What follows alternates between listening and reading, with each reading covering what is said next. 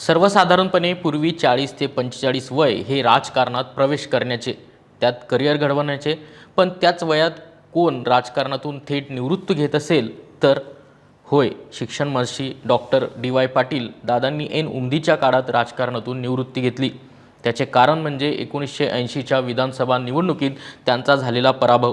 एका पराभवाने त्यांचे आयुष्य बदलले आणि त्यातून डॉक्टर डी.वाय. पाटील नावाचे साम्राज्य उभे राहिले. नमस्कार, मी संदीप. तुम्ही पाहत आहात सकाळ. घरातील वारकरी संप्रदायाची परंपरा, शेतकरी कुटुंबातील वातावरण आणि त्याच काळात विविध आंदोलनाच्या माध्यमातून डॉक्टर पाटील हे राजकीय व सामाजिक क्षेत्राकडे वळले. 1964मध्ये त्यांना युवक काँग्रेसच्या माध्यमातून कैरो व युगोस्लाव्हिया येथील यूथ कॉन्फरन्समध्ये सहभागी होण्याची संधी मिळाली. त्यानंतर त्यांच्या राजकीय करिअरला योग्य दिशा मिळाली. पक्षांतर्गत त्यांच्या कार्याची दखल घेऊन काँग्रेसने त्यांना 1967च्या विधानसभा निवडणुकीत त्यावेळच्या पन्हाळा बावडा मतदारसंघातून उमेदवारी दिली. या पहिल्याच निवडणुकीत अवघ्या 32व्या वर्षी ते 25,000 मते घेऊन विजयी झाले. विधानसभेत त्या काळात सर्वात तरुण आमदार होण्याचा मान त्यांना मिळाला. त्यानंतर 1972च्या निवडणुकीतही ते याच मतदारसंघातून विजयी झाले. 1978च्या निवडणुकीत त्यांना पक्षांतर्गत कारवाईची झळ बसली. त्यातून त्यांची काँग्रेसची उमेदवारी कापण्यात आली. पुढे 1980मध्ये विधानसभेच्या मध्यावधी निवडणुका झाल्या. त्यात पुन्हा काँग्रेसने त्यांना उमेदवारी दिली, पण या निवडणुकीत अपक्ष उमेदवार यशवंत एकनाथ पाटील यांनी त्यांचा पराभव केला. या निवडणुकीत यशवंत पाटील यांना 38,800 तर डॉक्टर पाटील यांना अवघी 12,913 मते मिळाली. 1980च्या विधानसभा निवडणुकीतील पराभव डॉक्टर पाटील यांच्या चांगला जिव्हारी लागला. त्यात त्यांचे मूळ गाव कसबा बावडा याचाही समावेश या मतदारसंघात होता. या गावातूनच त्यांना अपेक्षित मते मिळाली नाहीत. या निवडणुकीत त्यांना मोठी आर्थिक किंमतही मोजावी लागली. आर्थिक फटका आणि झालेला पराभव यामुळे निराश झालेल्या डॉक्टर पाटील यांनी त्या वर्षी सक्रिय राजकारणातून निवृत्ती घेतली आणि थेट मुंबई गाठली.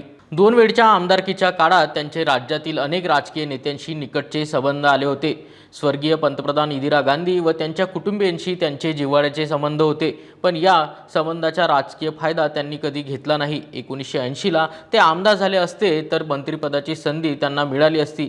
तसे झाले असते तर ते महाराष्ट्राच्या मुख्यमंत्री पदापर्यंत पोहोचले असते. पण पराभवाने नाराज झालेले डॉक्टर पाटील यांच्या राजकारणातील रस कमी झाला आणि वयाच्या 45व्या वर्षी ते राजकारणातून दूर गेले. राजकारणातील निवृत्तीनंतर त्यांचा निकटचा संबंध आला तो तत्कालीन शिक्षण मंत्री रामराव अधिक यांच्याशी.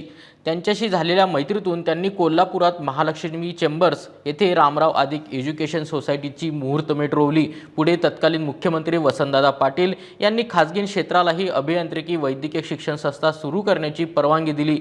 हा डॉक्टर पाटील यांच्या आयुष्यातील मोठा टर्निंग पॉईंट ठरला. राजकारणातून बाहेर पडल्यानंतर उर्वरित आयुष्यात त्यांनी जे काही केलं ते एका सरकारलाही उभे करता येणार नाही, एवढं प्रचंड साम्राज्य त्यांनी डॉक्टर डी.वाय. पाटील यांच्या नावाभोवती उभे केले.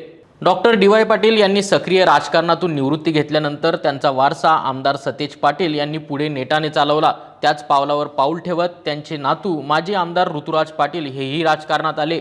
Doctor DY. पाटील यांच्या सामाजिक जाणीवेचे प्रतिबिंब त्यांचे ज्येष्ठ पुत्र डॉक्टर संजय डी. पाटील यांच्या व्यक्तिमत्वातून आजही दिसून येते.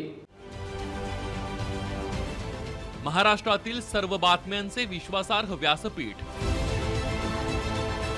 सकाळच्या सर्व सोशल मीडिया प्लॅटफॉर्मला लाईक, फॉलो आणि सबस्क्राईब करा. तसंच सर्व नोटिफिकेशनसाठी बेल आयकॉन प्रेस करायला विसरू नका.